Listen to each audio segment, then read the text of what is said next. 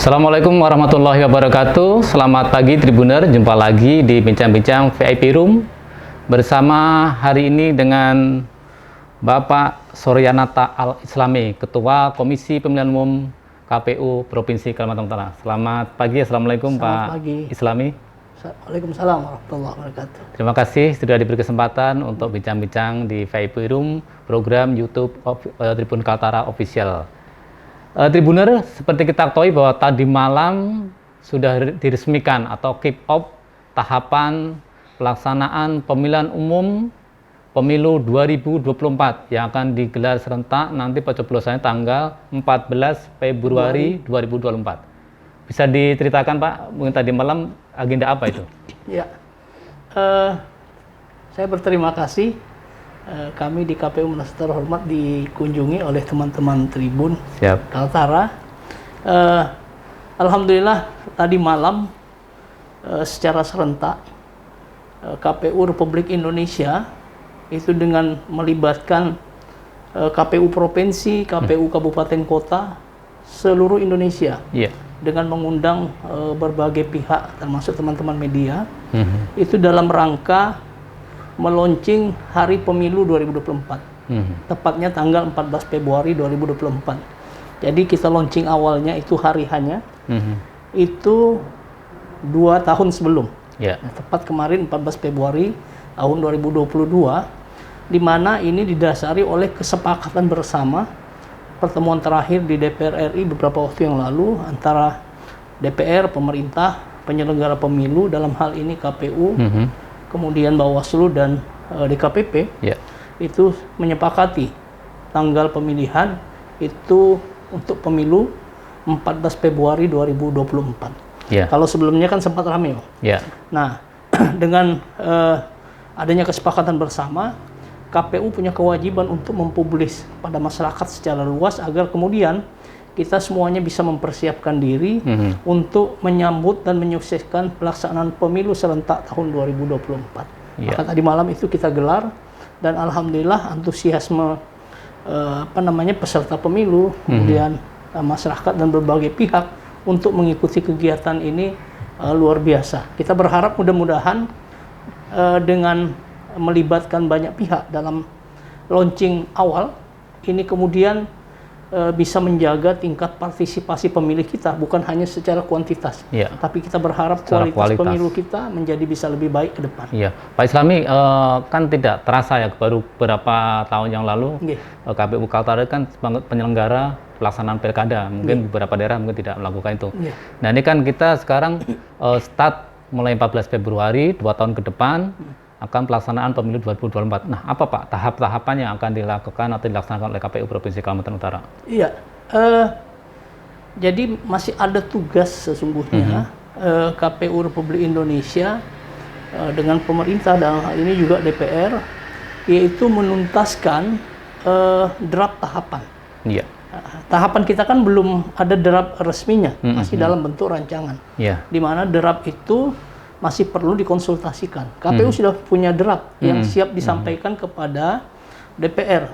Nah, tinggal menunggu waktu untuk kemudian selanjutnya bisa didiskusikan dan kalau sudah selesai disahkan. Maka kemudian tentu sambil menunggu proses ini, KPU Republik Indonesia telah menyampaikan kepada KPU Provinsi maupun KPU Kabupaten Kota untuk segera melakukan konsolidasi. Walaupun sesungguhnya kami pasca pemilihan serentak tahun 2020 kemarin juga sudah melakukan konsolidasi, melakukan evaluasi terhadap apa-apa saja yang menjadi kelemahan kita. Jadi kita buat pemetaan kelemahan-kelemahan yang kita dapatkan pada saat pemilihan serentak kemarin seperti apa, lalu kemudian langkah kita apa. Di antaranya tentu kami perlu melakukan penataan kembali SDM. Jadi penataan penguatan organisasi menjadi bagian penting sambil menunggu tahapan resminya disahkan. Nah, sehingga nanti ketika sudah masuk tahapan, persoalan-persoalan yang kita pernah temukan pada saat pemilihan serentak 2020 kemarin bisa kita antisipasi. Nah, kemudian kita kan punya pengalaman pemilu 2019, kemudian pemilihan serentak 2020. Betul. Yang jaraknya berdekatan sekali. Tapi ada yang membedakan dari kedua itu. Kita dapat pengalaman yang berharga sebagai penyelenggara pemilu dan masyarakat secara luas, yaitu menyelenggarakan pesta demokrasi di saat suasana normal dan di 2020 melaksanakan pesta demokrasi di tengah suasana pandemi. Betul. Ya. Oke Pak, nah kalau kita lihat tadi menyangkut sumber daya manusia SDM, kalau boleh tahu, kan ada beberapa komisioner di KPU Provinsi Kalimantan Utara, dan mungkin ada pembagian tugasnya seperti apa Pak nantinya? Iya, kita di KPU Provinsi maupun Kabupaten Kota dengan 5 komisioner itu sudah dibagi masing-masing divisinya. Ada yang bertanggung jawab terhadap divisi. Contoh, saya mengampu divisi umum, logistik, dan rumah tangga. Yeah. Lalu kemudian ada teman-teman yang bertugas di divisi hukum, ada yang bertugas di divisi sosialisasi, partisipasi masyarakat dan SDM, ada yang bertugas di divisi teknis, ada juga yang bertanggung jawab terhadap data pemilih. Nah, ini kemudian bukan berarti satu divisi dan divisi yang lain itu tidak berhubungan. Tetap kita koordinasi, konsolidasikan di dalam rapat pleno kami. Jadi bahkan kita juga sudah membuat pengaturan siapa yang menjadi korwil untuk masing-masing daerah. Jadi setiap ada persoalan di masing-masing daerah, nanti daerah itu berkoordinasi dulu dengan korwilnya untuk kemudian korwil ini akan menyampaikan kepada kami di dalam rapat pleno untuk langkah-langkah apa yang kita ambil terhadap persoalan yang dihadapi oleh teman-teman yang ada di kabupaten kota. Iya. Pak Islami, kalau memang mungkin tahapan draft-draftan belum disahkan ya, tapi kan mungkin kalau ada gambaran apa sih yang membedakan antara pemilu 2019 dengan 2024 nanti? Kan kalau dulu kan salah 2019 itu pemilu legislatif diikuti dengan pemilihan presiden dan pemilihan kepala daerah. Nah, apakah nanti di 2024 juga seperti itu? Iya. Pemilu 2024 ini sebagaimana yang bisa disepakati di DPR itu terbagi dua. Pemilu serentak kita akan dilaksanakan 14 Februari 2024, yang di dalamnya adalah pemilihan anggota DPR, DPD, DPRD provinsi dan DPRD kabupaten kota dan pemilihan presiden. Berarti di situ ada 5 surat suara. 5 surat suara kalau kita melihat konteksnya seperti pemilu 2019. Namun kemudian di 2024 ini KPU melakukan evaluasi ya pemilu 2019 kemarin, di mana ada banyak keluhan terkait beban kerja yang didapatkan oleh penyelenggara pemilu, terutama di level TPS ya. Surat suaranya ada 5, sehingga proses penghitungannya itu memakan waktu sampai yang dari pagi dini hari itu. Betul. Itu kan menguras energi, ya, tenaga, pikiran. Betul. Dan itu kemudian berdampak terhadap kesehatannya penyelenggara. Akhirnya banyak beberapa korban kita yang dan penyelenggara kita kan banyak memang yang berada di atas usia di atas 50 waktu itu, sehingga itu berpengaruh sekali. Nah, KPU Republik Indonesia periode ini melakukan exercise uji coba terhadap desain surat suara. Jadi kemarin sudah 3 kali dilakukan uji coba. Jadi surat suara pemilu 2024 yang pada 2019 itu kan ada 5 surat suara, itu coba dilakukan exercise bagaimana kalau kemudian itu disatukan ada beberapa surat suara. Contoh surat suara pemilihan presiden dan DPD, atau karena sama milih gambar head to head ya. Lalu kemudian ada juga surat suara DPR sendiri. Kemudian ada juga surat suara DPR provinsi dan DPR kabupaten kota dibuat jadi satu surat suara. Yang mana menjadi pilihan, kami juga masih menunggu. Yang mana kira-kira yang nantinya menjadi pilihan. Tapi prinsipnya sebenarnya KPU RI, kami penyelenggara pemilu, itu ingin lebih mempermudah ya pada pemilih, namun tidak menyampingkan kami juga harus memperhatikan jangan sampai peserta pemilu justru dirugikan juga dengan adanya penyederhanaan surat suara. Itu. Kemudian di 2024 ini tentu kita kan belum tahu apakah pandemi ini akan berakhir dalam waktu dekat, ataukah kemudian kita nanti akan tetap melaksanakan pesta demokrasi kita di tengah pandemi. Nah, karena kita sudah punya pengalaman di 2020 kemarin, ada yang menurut saya perlu tetap dijaga. Contoh, penyelenggara pemilu mulai di tingkat PPK, PPS sampai di KPPS itu dibatasi usia maksimal. Ya. Kenapa? Karena memang memerlukan energi yang ekstra. Stamina fisik ya, harus fisik. Yang kedua, kita kemarin sudah uji coba di pemilihan serentak 2020 menggunakan aplikasi Sirekap. Walaupun kemarin itu masih menjadi alat bantu, ya, belum menjadi yang utama. Nah, maka kemudian ini berkaitan juga nantinya penyelenggara pemilu yang akan direkrut setidak-tidaknya paham dengan IT minimal menggunakan HP Android, karena ini terkait dengan aplikasi Sirekap yang mudah-mudahan itu bisa didukung oleh semua pihak. Ada persoalan juga yang kita hadapi kemarin di daerah kita di Kalimantan Utara. Jaringan juga menjadi belum persoalan. merata juga. Maka kita sudah melakukan pemetaan. Jadi itu yang saya bilang tadi, kami melakukan evaluasi apa-apa saja kelemahan yang kita dapatkan pada kemarin. Di antaranya terkait akses jaringan yang ada yang lancar, ada yang setengah lancar, ada yang blank sama sekali. Itu kita lapor. Dan kan termasuk masa kampanye yang dipersingkat, itu kan juga masih pro dan kontra kemarin itu Pak ya? Itu masih pro dan kontra dan belum final ya. Nah, itu kemudian yang juga salah satu evaluasi dan menjadi bahan pikiran kita ke depan. Nah, kami berharap sesungguhnya ini juga bisa menjadi perhatian pemerintah daerah. Penggunaan Sirekap kemarin cukup membantu mempercepat informasi. Kalau dulu kan kita sistemnya manual, Mas. Jadi kalau ada 16 peserta pemilu, 16 partai politik umpamanya, maka kemudian KPPS itu membuat salinan hasil penghitungan dan rekapitulasi itu manual ditulis satu-satu untuk dibagikan kepada semua saksi yang hadir. Nah, sekarang dengan aplikasi Sirekap, semua orang boleh mendokumentasikan. Jadi plano besar yang sudah ditulis itu yang menjadi acuan untuk dimasukkan ke dalam dokumen.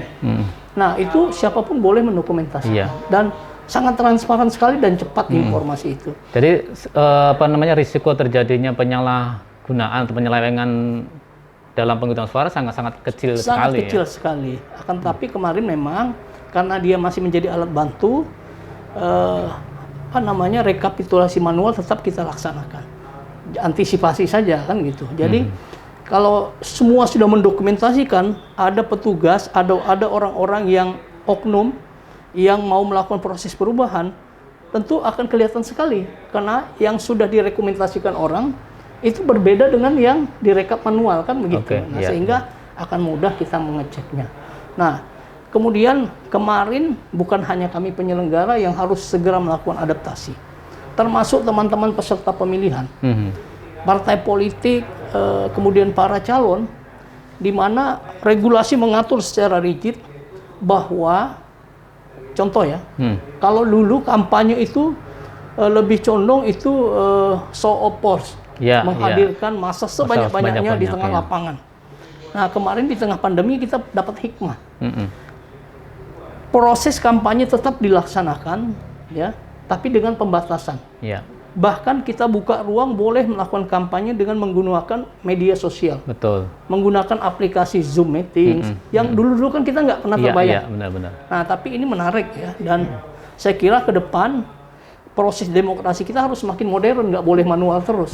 Ya, jadi tapi tentu perangkat pendukungnya juga harus dibenahi, sehingga contoh seperti proses kampanye, kami proses sosialisasi itu juga mendapatkan perhatian banyak pihak. Kami kemarin contoh umpamanya ketika melaksanakan tahapan pencabutan nomor urut pasangan calon, itu memang kami sangat membatasi orang yang hadir. Bahkan para kandidat itu hanya didampingi 2 orang, hanya maksimal 2 orang. Nah, bagaimana kemudian masyarakat atau banyak pihak yang ingin bisa menyaksikan menonton langsung? Kami membuka siaran langsung. Jadi melalui media sosial KPU Kaltara.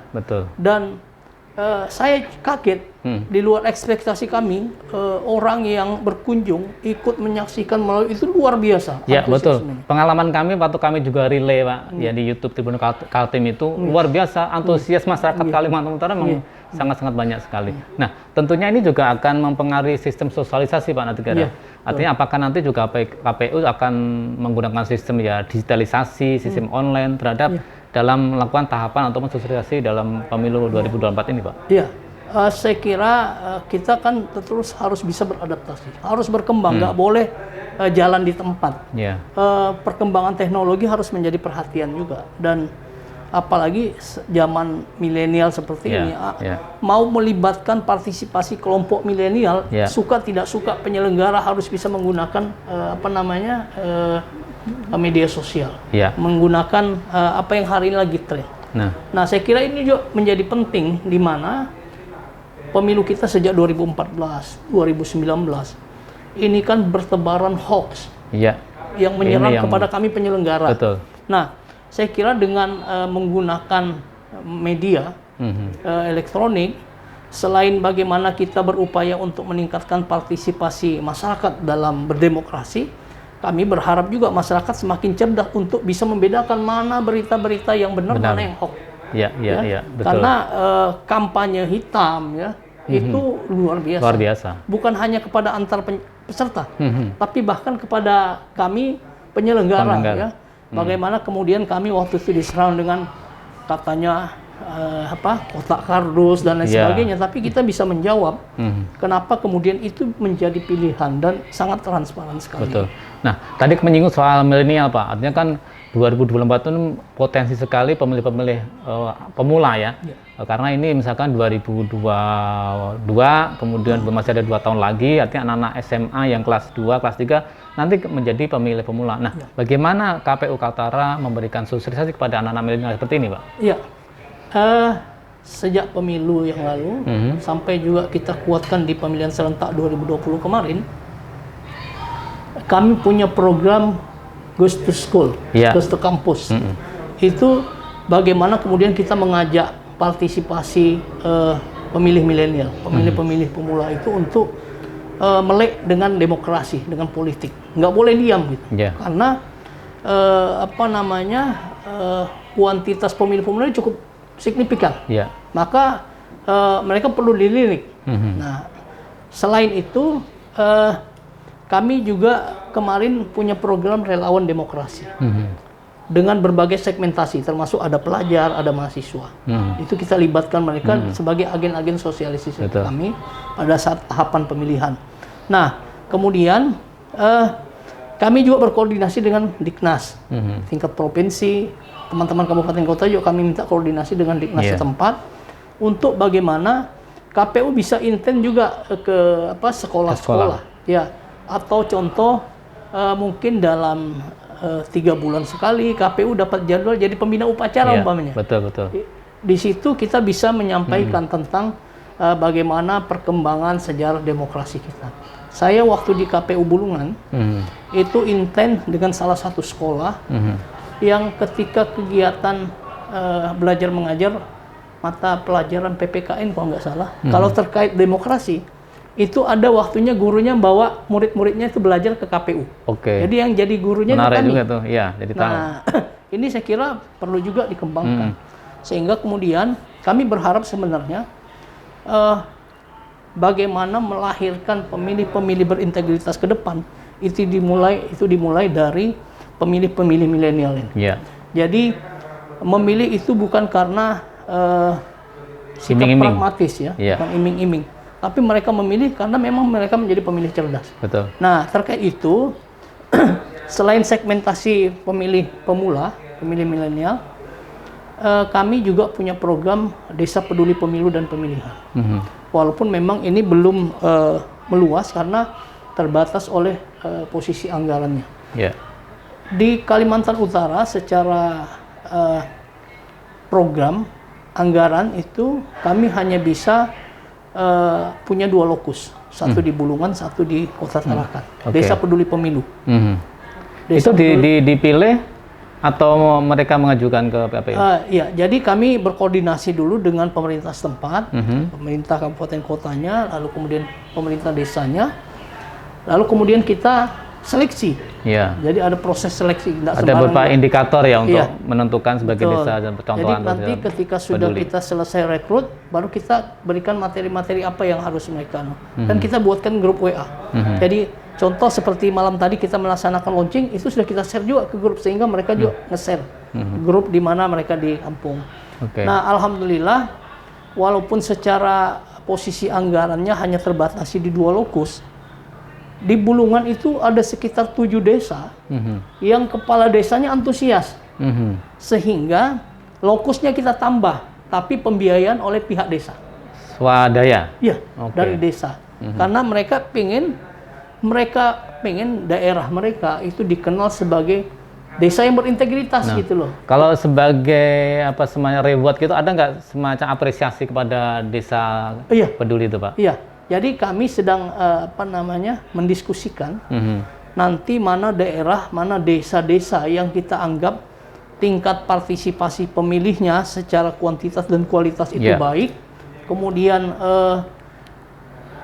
keaktifan mereka untuk menolak politik pragmatis itu bisa menjadi bagian indikator untuk kita memberikan penilaian, untuk memberikan penghargaan kepada setiap desa itu. Jadi ini menjadi bagian penting, dan saya kira tugas untuk melawan money politik itu bukan hanya penyelenggara, tapi di masyarakat juga menjadi yang penting. Dan kami berharap nanti menjelang proses tahapan ini secara berkelanjutan, kami ingin melibatkan tokoh-tokoh agama, tokoh-tokoh masyarakat yang ikut menjadi bagian mengkampanyekan politik bersih. Karena tentu kita semua berharap lahirnya pemimpin-pemimpin terbaik dari proses yang baik yang kita lakukan bersama-sama. Artinya kan secara kuantitas juga meningkat, secara kualitas juga ini yang perlu menjadi perhatian atau target dari KPU Kaltara itu, Pak.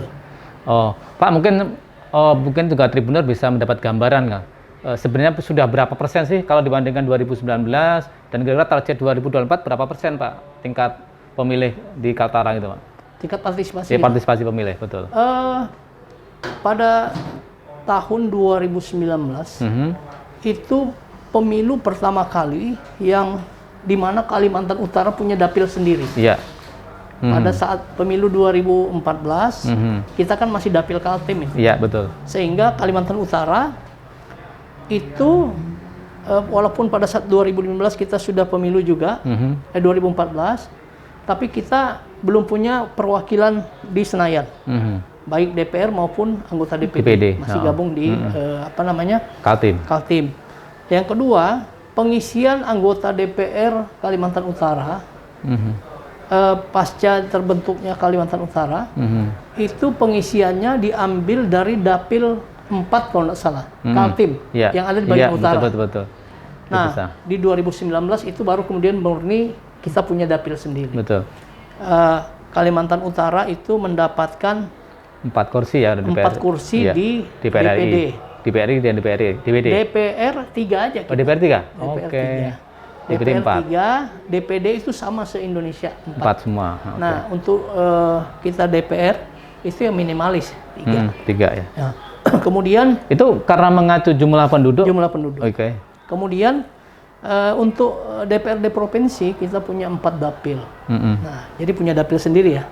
Nah, bagaimana tingkat partisipasi pemilih kita? Menurut saya cukup baik. 2019 pemilu yang dilaksanakan dan di mana Kalimantan Utara pertama kali melaksanakan pemilu secara mandiri dengan memiliki dapil sendiri, kita masuk 5 besar tingkat partisipasi pemilih. Luar biasa. Iya. Jadi itu menurut saya karena kerja keras semua, bukan hanya kami penyelenggara, dukungan semua pihak itu menjadi bagian penting. Termasuk peserta juga. Ya termasuk teman-teman media juga ikut mensosialisasikan. Lalu kemudian di 2020 pilkada itu, pilkada memang sebelumnya KPU Republik Indonesia memberikan target tingkat partisipasi pemilih. Sebenarnya itu menjadi motivasi untuk bagaimana kemudian kita bekerja maksimal.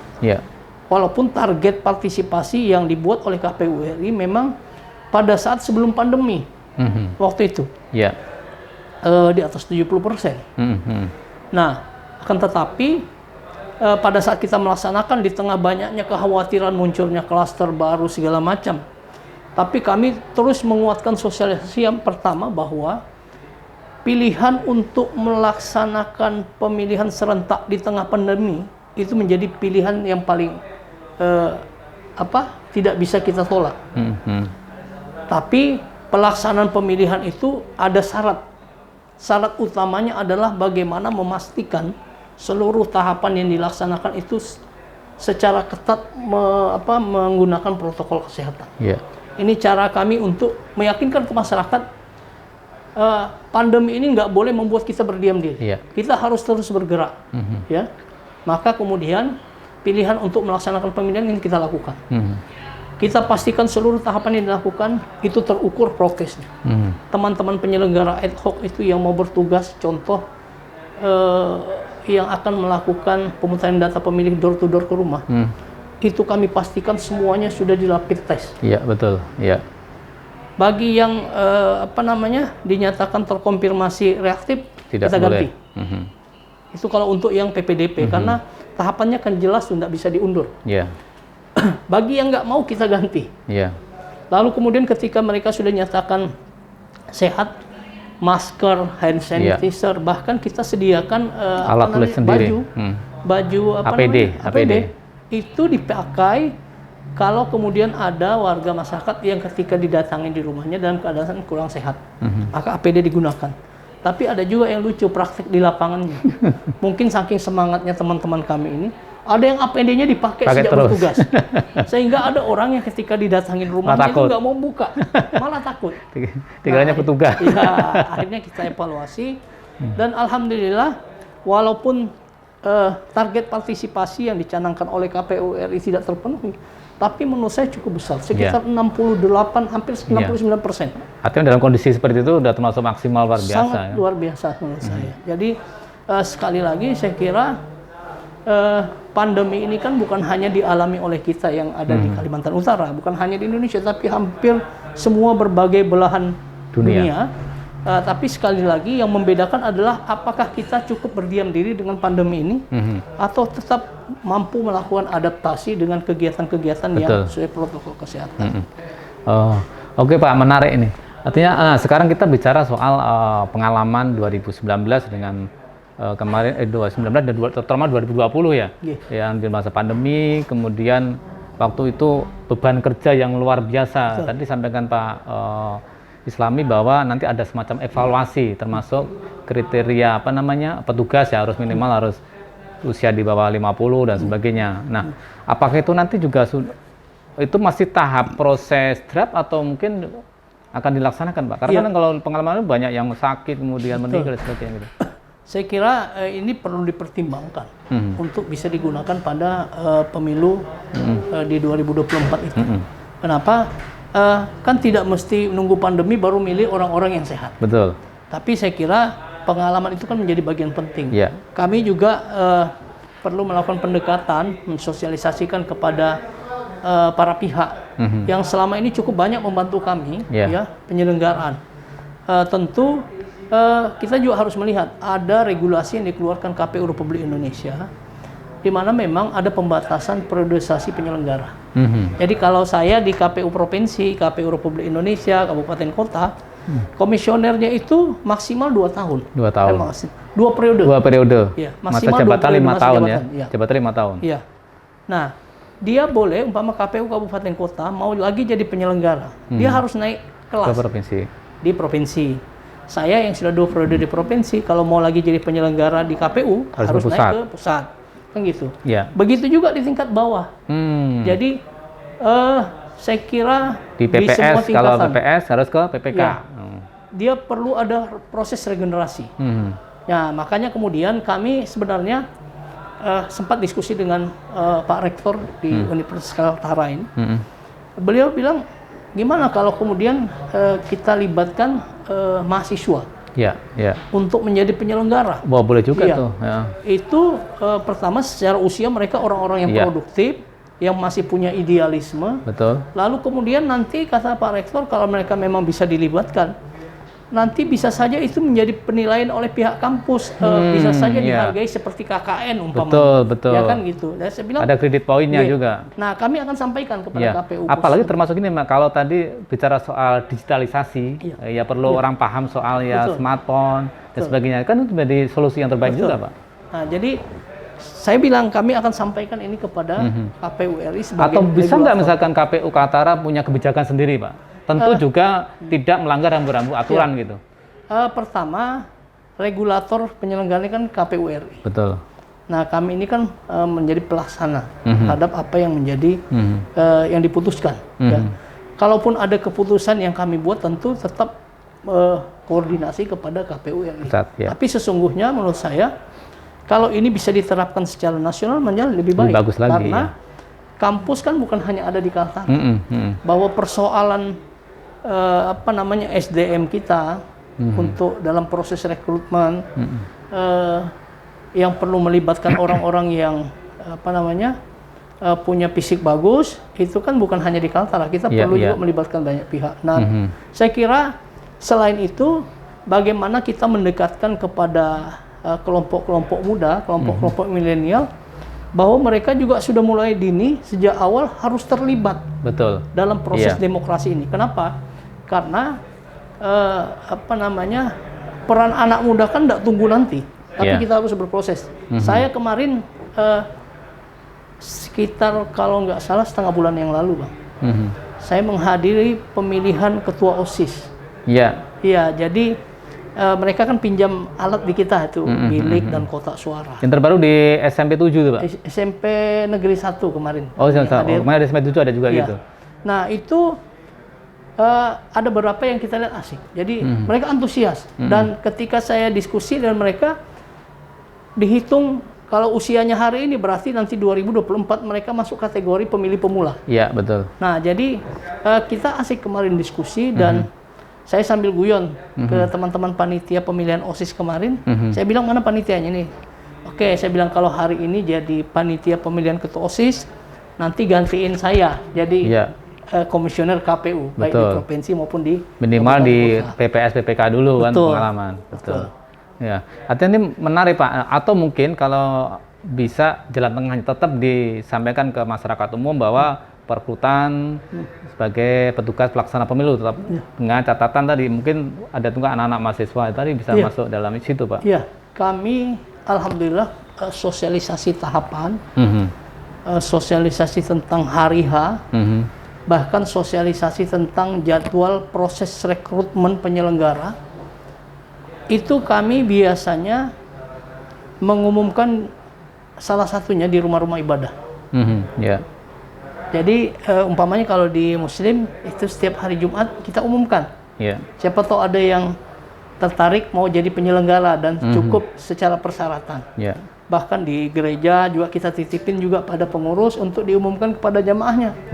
Siapa tahu ada yang mau ikut berpartisipasi. Meluaskan informasi menjadi bagian penting agar keterlibatan partisipasi masyarakat secara luas juga bisa kita dapat. Sehingga jangan sampai kemudian yang muncul pasca pemilihan, kok kami dapat yang begini, nggak sesuai ekspektasi pemimpin yang diharapkan. Maka untuk bagaimana menghadirkan pemimpin-pemimpin terbaik, itu harus dikawal dari awal. Dari proses awal. Nggak boleh menunggu di akhir. Karena ini perjalanan panjang yang bukan hanya menjadi tugasnya kami penyelenggara. Mungkin termasuk juga, Pak, perlu sosialisasi kepada caleg-caleg juga bahwa caleg itu tidak harus banyak uang kemudian mau jadi gitu, karena ada proses panjang yang perlu dilakukan mereka sehingga masyarakat meyakinkan bahwa kalau memilih saya ini orang-orang yang berkualitas gitu, Pak. Jadi sebenarnya partai politik juga punya tugas mulia. Tugas mulia mereka adalah memberikan pendidikan politik kepada masyarakat. Bagaimana kemudian mereka merawat konstituennya, bukan dengan duit. Tapi program-program yang dia tawarkan. Dan tentu harus konsisten dilaksanakan ketika terpilih, kan begitu. Betul. Saya dalam kegiatan tahapan itu kan sering keliling. ketemu dengan masyarakat yang mengeluhkan tentang perhatian Saya tanya bagaimana pada saat proses pemilu kemarin. Kampanye, Iya. janji-janji. Nah, saya bilang itu punya keterkaitan dengan hasil yang didapat hari ini. Iya. Nah, maka saya bilang teman-teman harus punya kontrak politik dengan pihak-pihak yang nantinya akan memperjuangkan aspirasi teman-teman. Nah, ketika itu tidak ditunaikan, Iya. maka kita punya hak untuk Menagih protes. janji. Ya, menagih janji Iya, itu. betul. Nah, tapi kalau kemudian kita memilih dengan cara-cara yang tidak sehat, yang didasari oleh tanda petik sesuatu, Iya, hasilnya maka ya. kemudian kita tidak Iya. punya pilihan untuk Iya. melakukan Betul. protes atau menagih. Ya, artinya kontrak politik yang dimaksud adalah misalkan kamu tak kasih sekian, kamu nyoblos saya, selesai. Artinya jangan juga nuntut ketika nanti terpilih kan gitu, Ya. Pak ya. Jadi yang kita kontrak politik yang kita maksud adalah di daerah ini sebenarnya masyarakatnya butuh apa?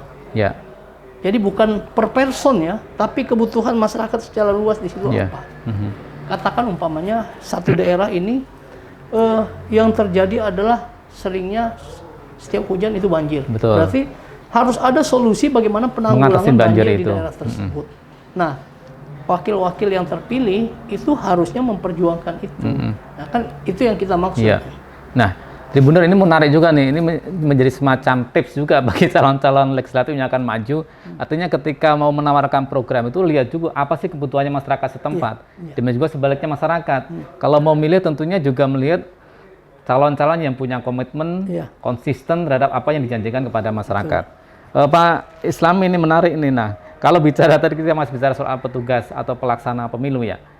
Soal honor nih. Nah, dulu kan sempat juga lumayan besar di 2020-2019 ya. Nah, apalagi kalau di Kaltara ini kan termasuk wilayahnya yang cukup luas, terutama di pedalaman, di perbatasan. Nah, mungkin ke depan ada nggak kebijakan yang mungkin ibaratnya honor yang diterima tentu juga sesuai dengan apa yang dikerjakan? Iya. Sejak pemilu 2019 sampai dengan pemilihan serentak 2020, memang itu ada penyeragaman. Standarnya Permenkyu, Peraturan Menteri Keuangan, Ya, betul. terkait standar honorarium penyelenggara KPPS, PPK. PPK, PPS. Ini juga mendapatkan protes ya, karena mereka menganggap bahwa tidak sesuai dengan beban kerja. Tapi ada juga yang mengatakan, wah kerjanya cuma segini kok minta tambah.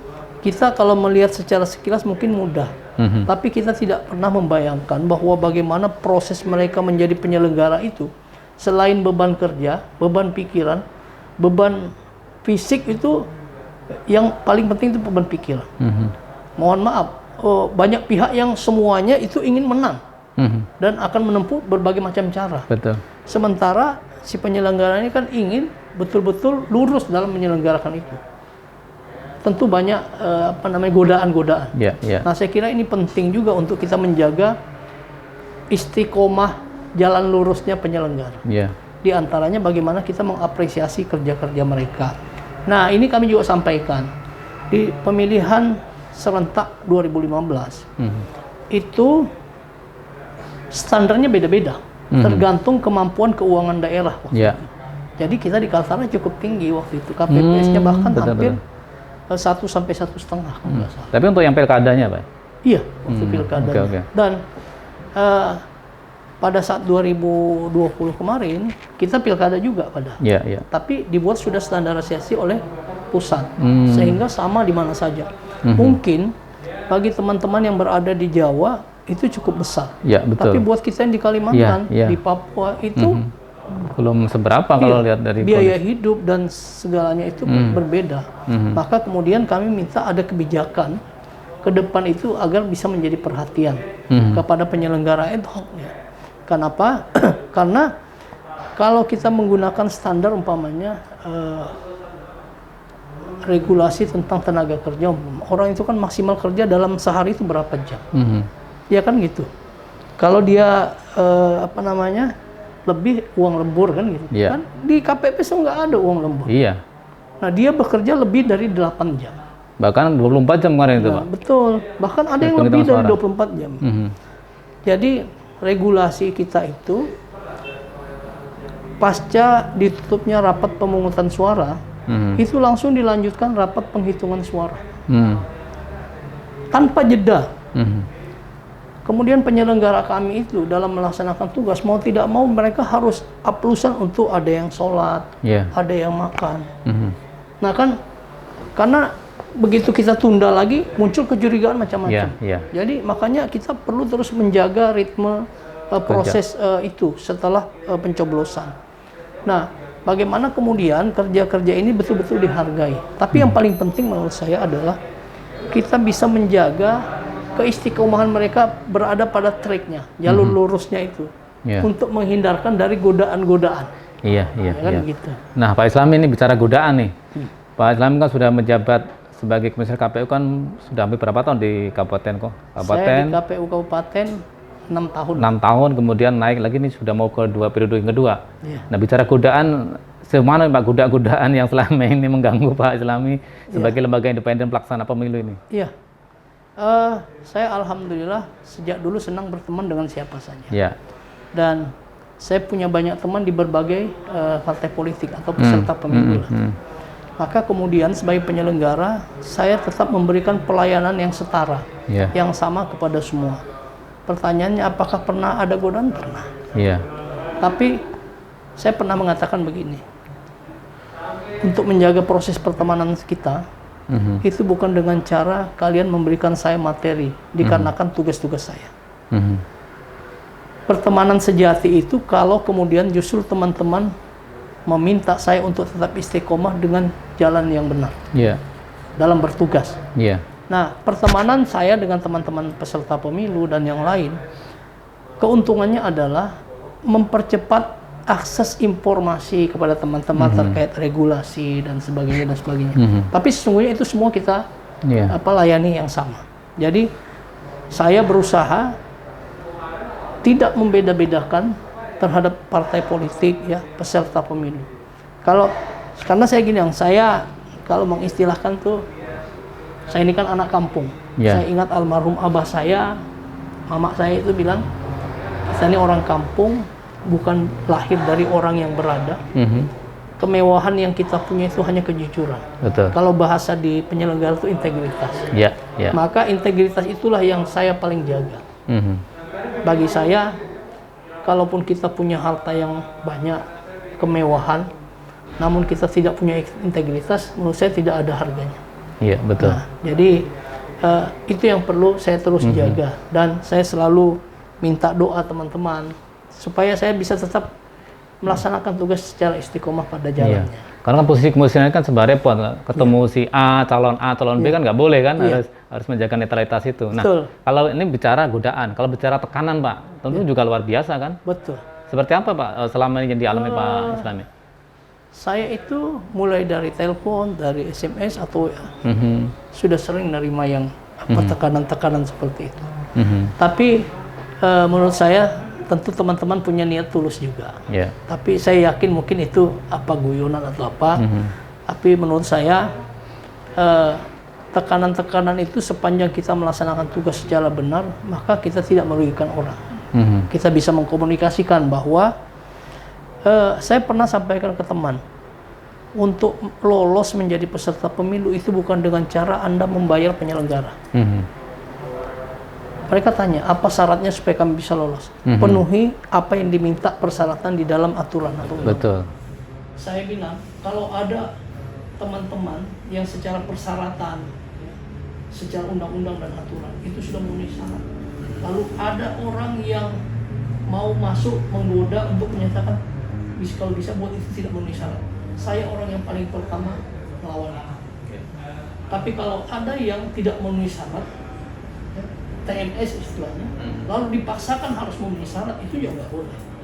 Nah, maka saya kira menjaga integritas tahapan, menjaga integritas penyelenggara, juga harus kita sama-sama jaga juga integritas pesertanya gitu, Pak. Jadi integritas itu harusnya dimiliki oleh semua orang, bukan hanya penyelenggara.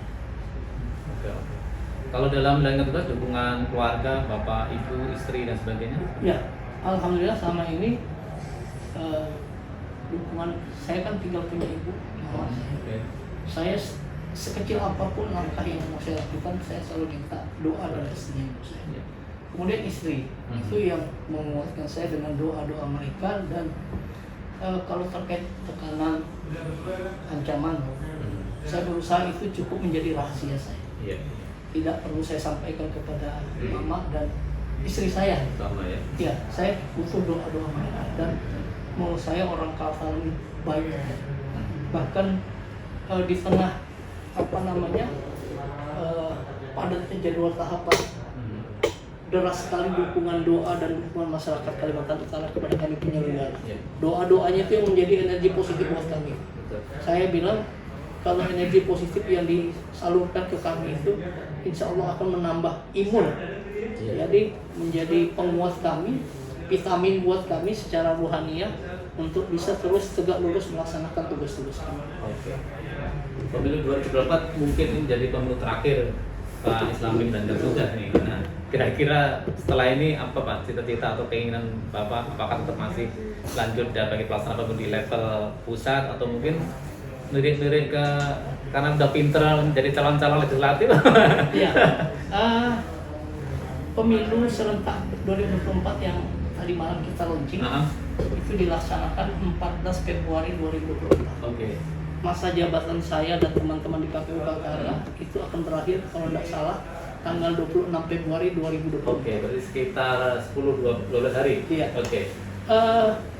Hari ini yang ada di pikiran saya adalah bagaimana saya menuntaskan tugas-tugas saya sebaik-baiknya, seluruh-seluruhnya kalau bahasa agama supaya bisa husnul khotimah. Ya, betul. Pertanyaannya bagaimana setelah di pemilu? Saya sesungguhnya adalah seorang ASN. Saya dulu kepala KUA. Saya dulu kepala KUA. Apakah saya balik atau seperti apa? Ini istilahnya cuti di luar tanggungan. Ya.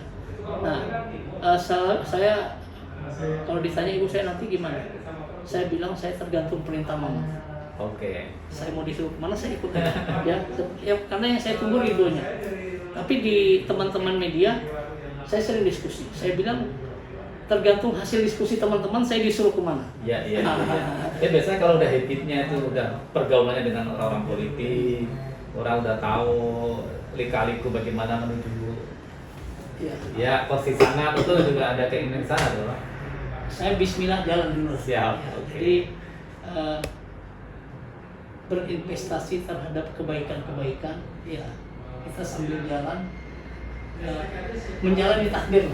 Jadi bagaimana baiknya, saya prinsipnya yang penting saya bisa di mana saya ada, saya bisa menambah pertemanan, bisa juga menambah kemaslahatan buat saya, keluarga dan orang lain.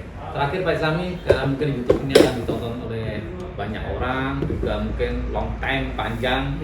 Apa yang ingin Bapak sampaikan meskipun masih 2 tahun pemilu ya, 2024, himbauan apapun saran kepada masyarakat sehingga nanti target pelaksanaan pemilu 2024 bisa berjalan sukses, lancar tentunya, dan target partisipasi juga di atas yang ditargetkan oleh KPU Pusat. Silakan. Baik, terima kasih. Saya mengajak seluruh masyarakat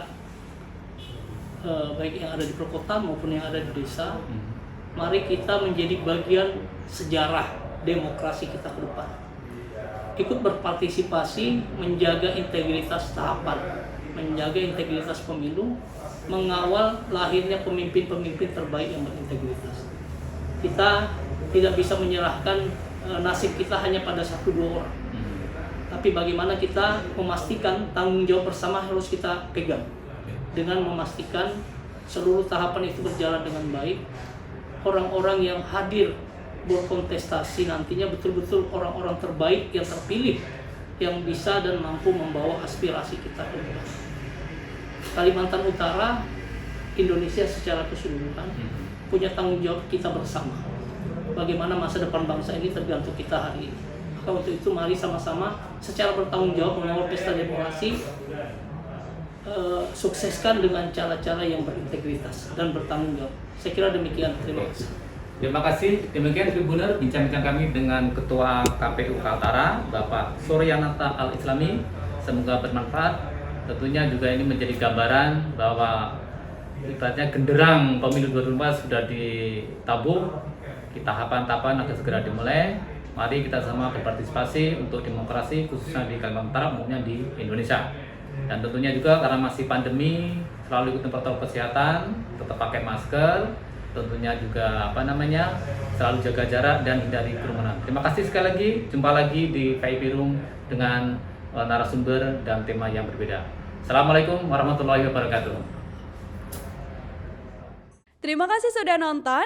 Jangan lupa like, subscribe, dan share ya.